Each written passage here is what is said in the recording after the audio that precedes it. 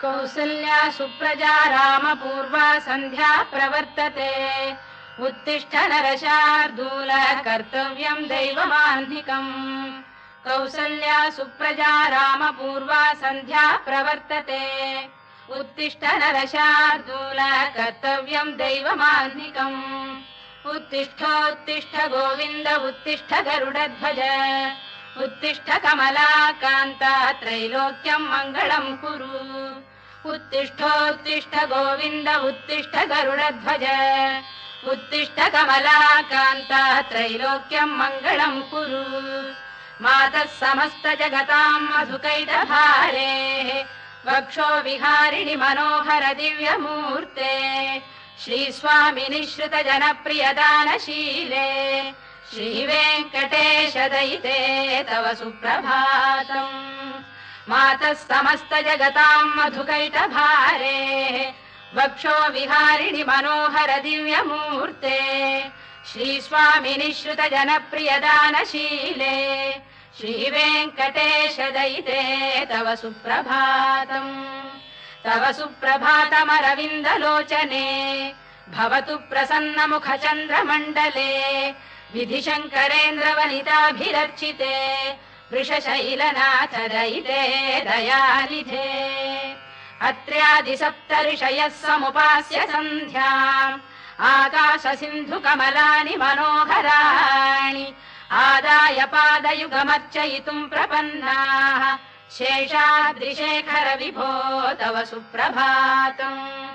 पञ्चाननाब्ज भव षण्मुखवासवाद्याः त्रैविक्रमादिचरितम् विबुधास्तु वन्ति भाषापतिः पठति वासरशुद्धिमारात् शेषाद्रिशेखर विभो तव सुप्रभातम् ईषत्प्रफुल्ल सरसीरुहनारिकेलपूगद्रुमादिषु मनोहर पालिकानाम् आवाति मन्दमनिलः सह दिव्यगन्धैः शेषाद्रिशेखर विभो तव सुप्रभातम् उन्मील्य नेत्रयुगमुत्तम पञ्जरस्थाः पात्रावशिष्ट कदलीफलपायसानि भुक्त्वा सलीलमथकेलिशुकाः पठन्ति शेषाद्रिशेखर विभो तव सुप्रभातम् तन्त्री प्रकर्ष मधुरस्वनया विपञ्च गायत्यनन्दचरितम् तव नारदोऽपि भाषा समग्रमसहृत्करचाररम्यम् शेषाद्रिशेखर विभो तव सुप्रभातम् भृङ्गावळी च मकरन्दरसानुविद्ध झङ्कारगीतनिनदैः सह सेवनाय गिर्यात्युपान्त सरसी कमलोदरेभ्यः शेषाद्रिशेखर विभो तव सुप्रभातम् योषा गणेन वरदध्नि विमथ्यमाने घोषालयेषु दधिमन्थन तीव्र घोषाः रोषात् कलिम् विदधते ककुभश्च कुम्भाः शेषाद्रिशेखर विभो तव सुप्रभातम् पद्मेश मित्र शतपत्र गतालिवर्गाः हर्तुम् श्रियम् कुवलयस्य निजाङ्गलक्ष्म्या भेरी निनादमिव बिभ्रति तीव्रनादम् शेषाद्रिशेखर विभो तव सुप्रभातम् श्रीमन्नभीष्टवरदाखिल लोकबन्धो श्री श्रीनिवास जगदेकदयैक सिन्धो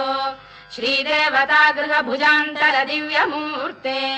श्रीवेङ्कटाचलपते तव सुप्रभातम् श्रीमन्नभीष्टवरदाखिल लोकबन्धो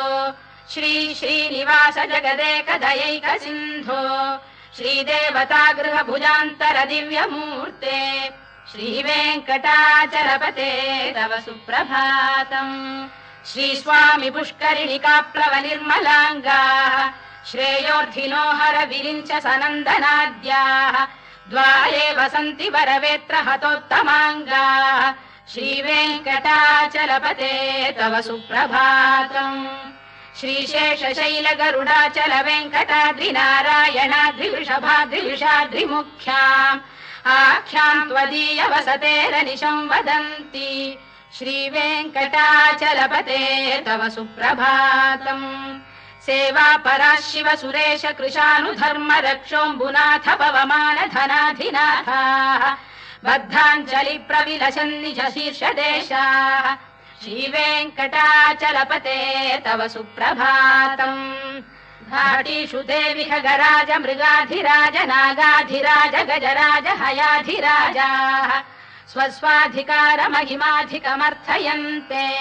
श्रीवेङ्कटाचलपते तव सुप्रभातम्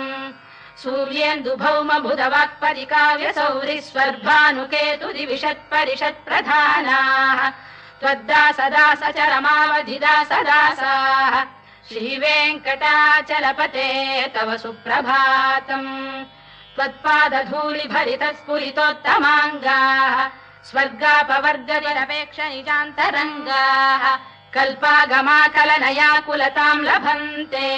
श्रीवेङ्कटाचलपते तव सुप्रभातम् त्वद्गोपुराग्रशिखराणि निरीक्षमाणाः स्वर्गापवर्गपदवीम् परमाम् श्रयन्तः मर्त्या मनुष्य भुवने मतिमाश्रयन्ते श्रीवेङ्कटाचलपते तव सुप्रभातम् श्रीभूमिनायक दयादिगुणामृताब्धे देवादिदेव जगदेक शरण्यमूर्ते श्रीमन्ननन्त गरुडाधिभिरर्चिताघ्रे श्रीवेङ्कटाचलपते तव सुप्रभातम् श्रीपद्मनाभ पुरुषोत्तम वासुदेव वैकुण्ठ माधव जनार्दन चक्रपाणे श्रीवत्स चिह्न शरणागत पारिजात श्रीवेङ्कटाचलपते तव सुप्रभातम् कन्दर्पदर्पहर सुन्दर दिव्यमूर्ते कान्ताकुजाम्बुरुह कुड्मललोल दृष्टे कल्याण निर्मल गुणाकर दिव्य कीर्ते श्रीवेङ्कटाचलपते तव सुप्रभातम् मीनाकृते कमठकोल नृसिंहवर्णिन् स्वामीन् परश्वत तपोधन रामचन्द्र शेषांश रामयदुनन्दन कल्किरूप श्रीवेङ्कटाचलपते तव सुप्रभातम् लेलालवङ्ग घनसार सुगन्धितीर्थम् दिव्यम् वियस्सरिति हेम घटेषु पूर्णम् धृत्वाद्य वैदिक शिखामणयः प्रहृष्टाः तिष्ठन्ति वेङ्कटपते तव सुप्रभातम् भास्वानुदेति विगचानि सरोरुहाणि सम्पूरयन्ति निनदैः कगुभो विहङ्गाः श्रीवैष्णवाः सततमर्थितमङ्गलास्ते धामाश्रयन्ति तव वेङ्कट सुप्रभातम् ब्रह्मादयः सुरवराः समहर्षयस्ते सन्तः सनन्दन मुखास्तव योगिवर्याः धामान्तिके तव हि मङ्गलवस्तु हस्ताः श्रीवेङ्कटाचलपते तव सुप्रभातम् लक्ष्मीनिवास निरवद्य गुणैक सिन्धो संसार सागर समुत्तरणैक सेतो वेदान्त वेद्य निज वैभव भक्त भोग्य श्रीवेङ्कटाचलपते तव सुप्रभातम् लक्ष्मीनिवास निरवद्य गुणैक सिन्धो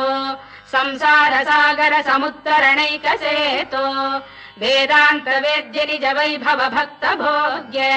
श्रीवेङ्कटाचलपते तव सुप्रभातम् इत्थम् वृषाचलपतेरिह सुप्रभातम् ये मानवाः प्रतिदिनम् पठितुम् प्रवृत्ताः तेषाम् प्रभात समये स्मृतिरङ्गभाजाम् प्रज्ञाम् परार्थ सुलभाम् परमाम् प्रसूते इत्थम् वृषाचलपतेरिह सुप्रभातम्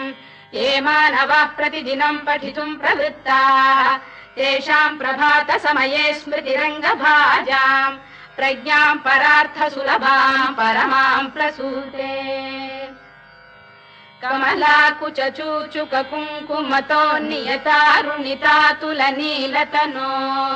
कमलायतलोचन लोकपते विजयी भव वेङ्कटशैलपते कमलाकुच चूचुक कुङ्कुमतो नियतारुणितातुल नीलतनो कमलायतलोचन लोकपते विजयी भव वेङ्कटशैलपते चतुर्मुख षण्मुख पञ्चमुख प्रमुखाखिल दैवत मौलिमणे शरणागत वत्सल सारनिधे परिपालय मां वृषशैलपते अतिवेलतया तव दुर्विषहैरनुवेलकृतैरपराधशतैः भरितं त्वरितं वृषशैलपते परया कृपया परिपाहि हरे अधिवेङ्कटशैलमुदारमतेर्जनताभिमताधिकदानरतात् परदेवतया गदितान्निगमै कमलादयितान्न परं कलये कलवेणुरवावशगोपवधू शतकोटिवृता स्मरकोटिसमात् प्रतिवल्लविकाभिमतात् सुखदात् वसुदेवसुतान्न परं कलये अभिराम गुणाकरदाशरथे जगदेकधनुर्धर धीरमते रघुनायक राम रमेश विभो वरदो भवदेव दया जलधे अवनीतनया कमनीय करं रजनीकर चारु मुखाम्बुरुहम् रजनीचर राजतमो मिहिरं महनीयमहं रघुराममये सुमुखं सुहृदं सुलभं सुखदं स्वनुजं च सुखाय ममोघशरम् अपहाय रघुद्वहमन्यमहं न कथञ्चन कञ्चन जातु भजे विना वेङ्कटेशं ननाथो ननाथः सदा वेङ्कटेशं स्मरामि स्मरामि हरे वेङ्कटेश प्रसीद प्रसीद प्रियं वेङ्कटेश प्रयच्छ प्रयच्छ विना वेङ्कटेशं ननाथो ननाथः सदा वेङ्कटेशं स्मरामि स्मरामि हरे वेङ्कटेश प्रसीद प्रसीद प्रियं वेङ्कटेश प्रयच्छ प्रयच्छ अहं दूरतस्ते पदाम्भोजयुग्म प्रणामे क्षयागत्य सेवां करोमि सकृत्सेवया नित्यसेवा फलं त्वं प्रयच्छ प्रयच्छ प्रभो वेङ्कटेश अज्ञानिना मया दोषान् शेषान् विहितान् हरे क्षमस्वत्वं क्षमस्वत्वं शेषशैलशिखामणे अज्ञानिना मया दोषान् शेषान् विहितान् हरे क्षमस्वत्वं क्षमस्वत्वं शेषशैलशिखामणे ईशानां जगतोऽस्य वेङ्कटपतेर्विष्णोः परां प्रेयसीम् तद्वक्षस्थलनित्यवासरसिकां तत्क्षान्तिसंवर्धिनीम् पद्मालङ्कृतपाणिपल्लवयुगां पद्मासनस्थां श्रियम् वात्सल्यादिगुणोज्ज्वलां भगवतीं वन्दे जगन्मातरम् ईशानां जगतोऽस्य वेङ्कटपतेर्विष्णोः परां प्रेयसीम् तद्वक्षस्थलनित्यवासरसिकां तत्क्षान्तिसंवर्धिनीम् पद्मालङ्कृतपाणिपल्लवयुगां पद्मासनस्थां श्रियम् वात्सल्यादिगुणोज्ज्वलां भगवतीं वन्दे जगन्मातरम् श्रीमन्कृपाजलनिधे कृत सर्वलोक सर्वज्ञ शक्तनतवत्सल सर्वशेषिन् स्वामिन् सुशील सुलभाश्रित पारिजात श्रीवेङ्कटेश चरणौ शरणं प्रपद्ये श्रीमन्कृपाजलनिधे कृत सर्वलोक सर्वज्ञ शक्तनतवत्सल सर्वशेषिन् स्वामिन् सुशील सुलभाश्रित पारिजात श्रीवेङ्कटेश चरणौ शरणं प्रपद्ये आनूपुरार्पित सुजात सुगन्धि पुष्प सौरभ्य सौरभकरौ समसन्निवेशौ सौम्यौ सदानुभवनेऽपि नवानुभाव्यौ श्रीवेङ्कटेश चरणौ शरणं प्रपद्ये सद्यो विकासि समुदित्व रसान्द्र राग सौरभ्य निर्भर सरोरुह साम्यवार्ताम् सम्यक्षु साहस पदेषु विलेखयन्तौ श्रीवेङ्कटेश चरणौ शरणं प्रपद्ये रेखामयध्वज सुधाकलशातपद्रवज्राम्बुशाम्बुरुह कल्पक शङ्ख चक्रैः भव्यैरलङ्कृत तलौ परतत्त्वचिह्नैः श्रीवेङ्कटेश चरणौ शरणं प्रपद्ये ताम्रोदरद्युति पराजित पद्मरागौ बाह्यैर्महोभिरभिभूत महेन्द्र नीलौ उद्यन्नखांशु बिरुदस्त शशाङ्क भासौ श्रीवेङ्कटेश चरणौ शरणं प्रपद्ये सप्रेम भीति कमलाकर पल्लवाभ्याम् संवाहनेऽपि सपदिक्लममादधानौ कान्ताववाङ्मनसगोचरसौ कुमार्यौ श्रीवेङ्कटेश चरणौ शरणं प्रपद्ये लक्ष्मी महीतदनुरूप निजानुभाव नीलादिदिव्यमहिषीकर पल्लवानाम् आरुण्य संक्रमण तक्किल सान्द्ररागौ श्रीवेङ्कटेश चरणौ शरणं प्रपद्ये नित्यानमद्भि शिवादि किरीटकोटि प्रत्युक्त दीप्तनवरत्नमः प्ररोहैः नीराजना विधिमुदारमुपादधानौ श्रीवेङ्कटेश चरणौ शरणं प्रपद्ये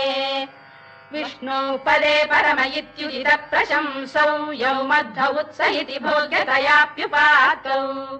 भूयस्ततेति तव पाणितल प्रतिष्ठौ श्रीवेङ्कटेश चरणौ शरणं प्रपद्ये पार्थाय तत्सदृशसारथिना त्वयैव यौ दर्शितौ स्वचरणौ शरणं व्रजेति भूयोऽपि मह्यमिहतौ करदर्शितौ ते श्रीवेङ्कटेश चरणौ शरणं प्रपद्ये मन्मूर्धिकालियपणे विकटाटवीषु श्रीवेङ्कटाद्रिशिखरे शिरसि श्रुतीनाम् चित्तेऽप्यनन्य मनसां सममाहितौ ते श्रीवेङ्कटेश चरणौ शरणं प्रपद्ये अम्लानघृष्यलवनीतलकीर्ण पुष्पौ श्रीवेङ्कटाद्रिशिखराभरणायमानौ आनन्दिताखिल मनोनयनौ तवैतौ श्रीवेङ्कटेश चरणौ शरणं प्रपद्ये प्राय प्रपन्न जनता प्रथमावगाह्यौ मातुस्तनाविव शिशोरमृतायमानौ प्राप्तौ परस्पर तुलामतुलान्तरौ ते श्रीवेङ्कटेश चरणौ शरणं प्रपद्ये सत्त्वोत्तरै सतत सेव्य पदाम्बुजेन संसारतारकदयार्द्रदृगञ्चलेन सौम्योपयन्तृमुनिना मम दर्शितौ ते श्रीवेङ्कटेश चरणौ शरणं प्रपद्ये सत्त्वोत्तरै सतत सेव्य पदाम्बुजेन संसारतारकदयार्द्रदृगञ्चलेन सौम्योपयन्तृमुनिना मम दर्शितौ ते श्रीवेङ्कटेश चरणौ शरणं प्रपद्ये श्रीशश्रिया घटिकया त्वदुपाय भावे प्राप्ये त्वयि स्वयमुपेय दया स्फुरन्त्या नित्याश्रिताय निरवद्य गुणाय तुभ्यं श्यां किङ्करो वृषगिरीश न जातु मह्यम् श्रीशश्रिया घटिकया त्वदुपाय भावे प्राप्ये त्वयि स्वयमुपेय दया स्फुरन्त्या नित्याश्रिताय निरवद्य गुणाय तुभ्यम् श्यां किङ्करो वृषगिरीश न जातु मह्यम् श्रियकान्ताय कल्याण निधये निधयेऽर्थिनाम् श्रीवेङ्कटनिवासाय श्रीनिवासाय मङ्गलम् श्रियकान्ताय कल्याण निधये निधयेऽर्थिनाम् श्रीवेङ्कटनिवासाय श्रीनिवासाय मङ्गलम् लक्ष्मी सविभ्रमालोक सुभ्रू विभ्रम चक्षुषे चक्षुषे सर्वलोकानां वेङ्कटेशाय मङ्गलम् श्रीवेङ्कटाद्रिशृङ्गाग्रमङ्गलाभरणाङ्ग्रये मङ्गलानां निवासाय श्रीनिवासाय मङ्गलम् सर्वावयव सौन्दर्य सम्पदा सर्वचेतसाम् सदा सम्मोहनायास्तु वेङ्कटेशाय मङ्गलम् नित्याय निरवध्याय सत्यानन्द चिदात्मने सर्वान्तरात्मने श्रीमद्वेङ्कटेशाय मङ्गलम् स्वतः सर्वविदे सर्वशक्तये सर्वशेषिणे सुलभाय सुशीलाय वेङ्कटेशाय मङ्गलम् परस्मै ब्रह्मणे पूर्णकामाय परमात्मने